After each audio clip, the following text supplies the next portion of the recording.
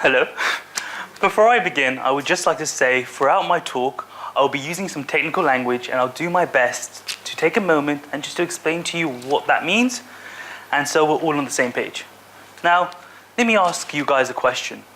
When you were young, did any of you would watch a movie or a show or play a video game or read a book, and then later on you'd imagine to be a part of that world, either with friends, family, or just by yourself? This was a basic part of anyone's childhood. We all did that. It's one thing we all have in common. I remember when I was young, me and my friends, we used to pretend to be superheroes.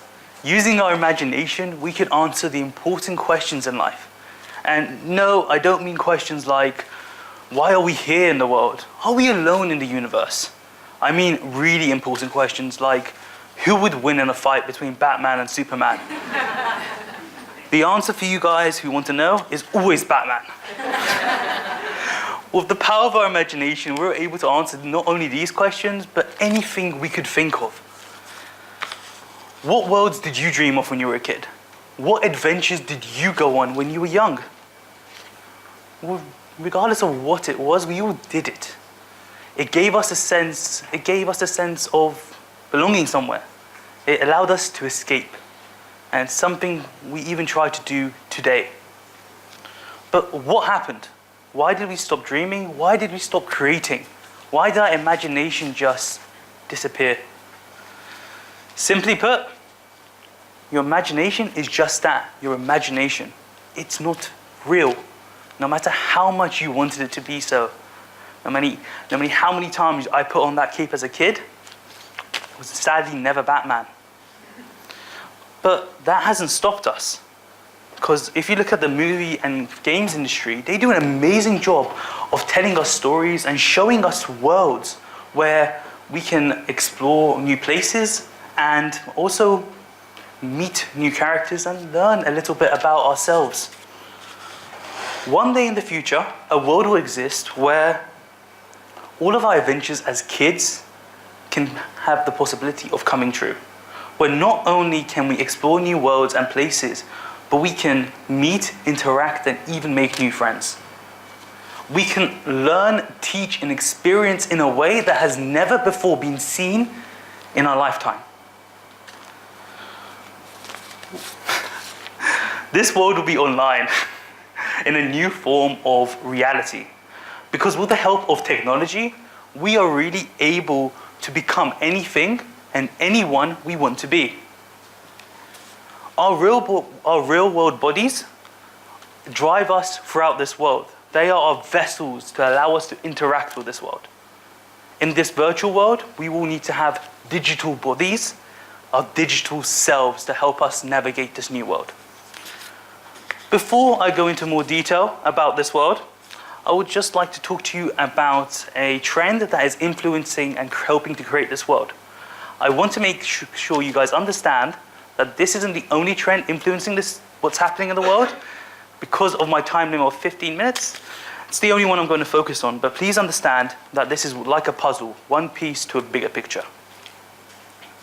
As we all know, as technology advances, it becomes more accessible to everyday people, to the consumers. A good example of this is most people in this room probably have a smartphone. That smartphone is probably more powerful than the technology on the spaceship Neil Armstrong used to go to the moon. Just think about that. Now, an interesting thing that's been happening in the games and film industry is the technology that big studios used before and use now are becoming more accessible to us, becoming more accessible to the consumer. And that's really incredible. And one of the technologies that has been driving this is motion capture technology. And motion capture technology is essentially technology that allows you to transfer the data from an actor onto a virtual character.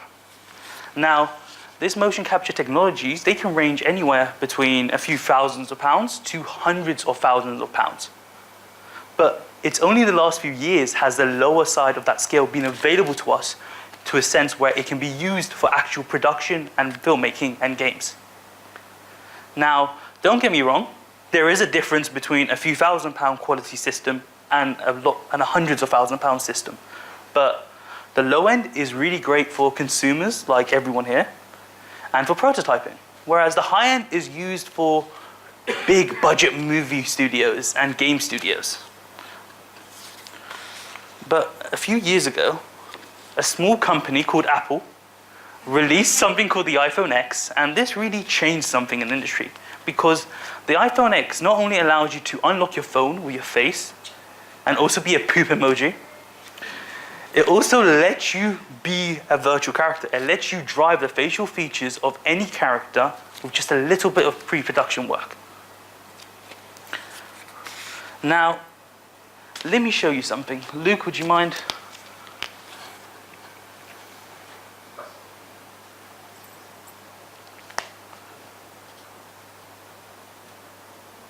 Now, I know what you're thinking. Who is that handsome devil? It is me. What I'm doing, I'm using a very simple technology available to the market, available to consumers, to capture finger data, body data, and face data. And I'm using the iPhone X to do that. Now, I'm not the only one doing this. There are people all around the world also doing this. And I don't mean people who are lucky enough to be a part of the industry like me. I mean consumers and everyday people like you guys in the audience.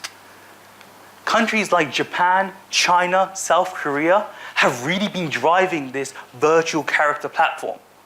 So much so that they've invested millions into creating a YouTube-like platform for virtual characters. But this isn't something new. Virtual characters have always been around us. Hatsune Miku is a virtual pop idol. She's been around for a decade. She travels around the world, selling out concert arenas to fans, but she doesn't exist. She isn't a person, she's a software. Kizuna AI is a more newer virtual character who is also the tourism ambassador for Japan.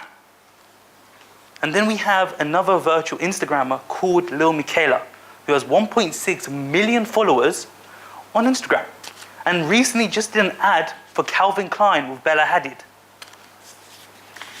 Now, these virtual characters are inside our world. They interact with us. You might have not seen them, but I promise you they are there. You just have to look for it. Now, imagine a world where we enter the virtual world, where we have virtual characters and we can choose what they look like, we can pick how they are, how tall they are, and we get together, like we have all come here today, for social events, to meet up with friends, or just to play some crazy cool games. These characters will be driven by humans, and this is already happening in the industry. Like thanks to online networking, the games like this exist. I can name a few, like Second Life. We have also Fortnite. There are places where we all get together and we play games, but these games are limited. The immersion is limited. But like I've been trying to explain throughout this talk, technology becomes more accessible to all of us. Maybe the limitations we have today aren't the limitations we have in the future. We are truly at the level 1 of the virtual character world. Maybe in this virtual world, you will be able to create your own virtual identity, be whoever you want to be. Maybe even become the heroes you dreamt of as a kid. Or maybe even see loved ones who we've lost again. This technology is used in films to bring back the dead for performances.